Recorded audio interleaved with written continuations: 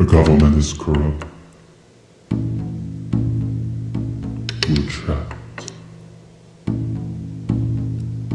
And there's no way out.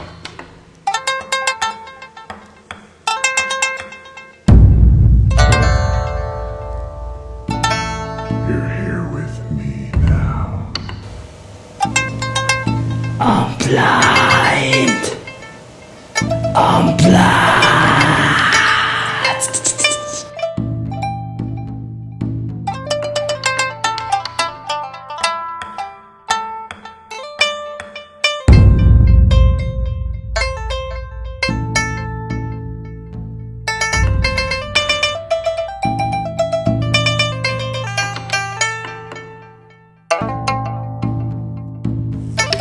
In order to understand, we must go back to that distant summer day. La la la la la. So for my report, I wanted to write about the Tokaimura criticality.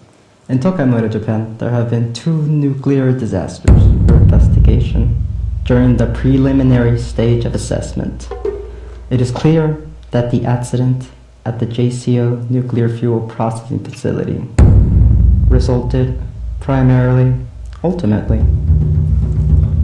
there are so many things wrong that we have to go through. So many horrible mistakes that were made that led to this tragic event. I'll try to detail the most visceral part.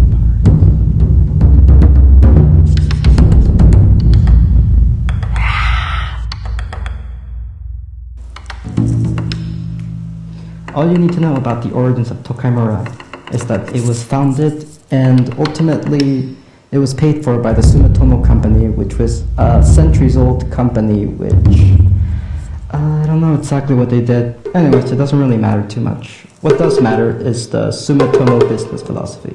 Number 1, Sumitomo shall achieve prosperity based on solid foundation by placing prime importance on integrity and sound management in the conduct of its business. 2, Sumitomo's business interest must always be in harmony with public interest. Sumitomo shall adapt to good times and bad times, but will not pursue immoral business. Steadiness and reliability are of greatest importance. Speculative profits should not be sought.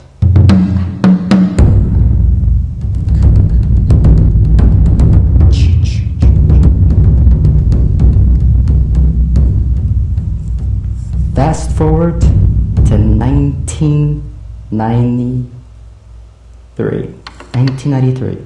The first act to directly cause the accident was the use of these stainless steel buckets. A 1996 manual, which was used regularly at the plant, promoted the use of these buckets, but the manual was unauthorized, needing still much peer review. These buckets bypassed many important steps in the enrichment process and were contrary to written procedures. One step in particular which was bypassed, the buffer tank step, would have actually prevented the accident had that crucial step not been omitted from plant operations. We deserve what we get. Second operating procedure was approved by the manufacturing and quality assurance divisions. However, there was no review or approval by the safety management division. Why? It was later discovered, upon further investigation, this second operating procedure was not submitted to the regulator of the plant. Because the company knew the regulator would not approve it. Stripping away every safety measure, such as low pace, resulted in a horrifically low safety standard. The technicians who were responsible for the disaster were reportedly under very intense time pressure. The company itself is not doing great, suffering from competition. Profits plummeted. Due to this, 1/3 of the workforce was laid off. At around the same time, company received the very prestigious order for 18.8% enriched specialty fuel. The company was under intense, deep pressure to meet the order schedule, and shortcuts were becoming more and more common practice. Due to the layoffs, there were no experienced operators available to create the specialty fuel and to operate the system which makes the fuel. There was no operator training, no qualification checks. The safety culture was overwhelmingly focused on making operations faster. The operators were not even able to follow the unique safety limits that were placed in order to preserve their lives, because they did not even know there were such limits to begin with.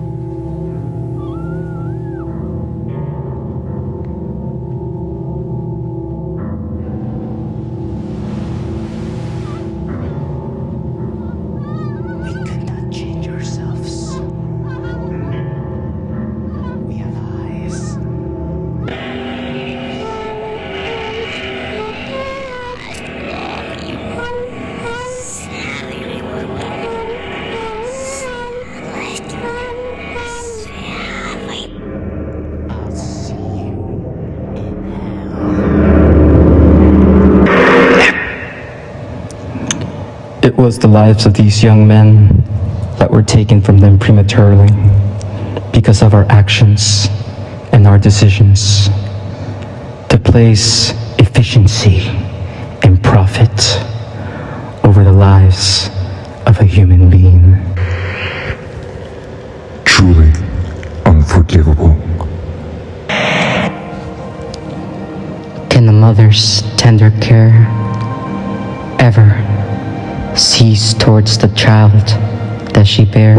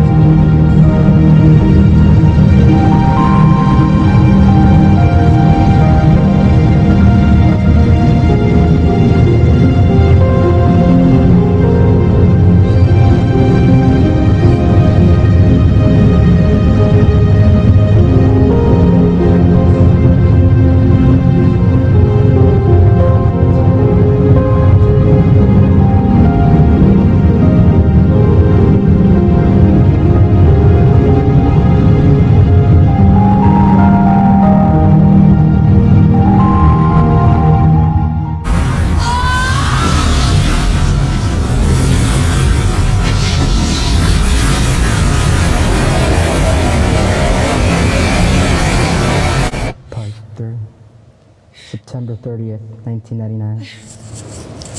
3 technicians were making a batch of fuel, the first batch in 3 years to be used for a breeder reactor, converting uranium hexafluoride into uranium dioxide. 16.6 kilograms of enriched uranium were put into a mixture.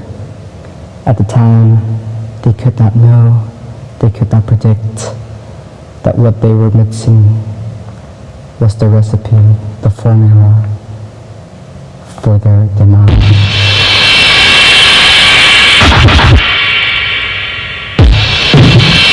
The plant administrator, who mentioned nothing of the high degree of uranium on the outside, when questioned as to why he didn't warn those 2 young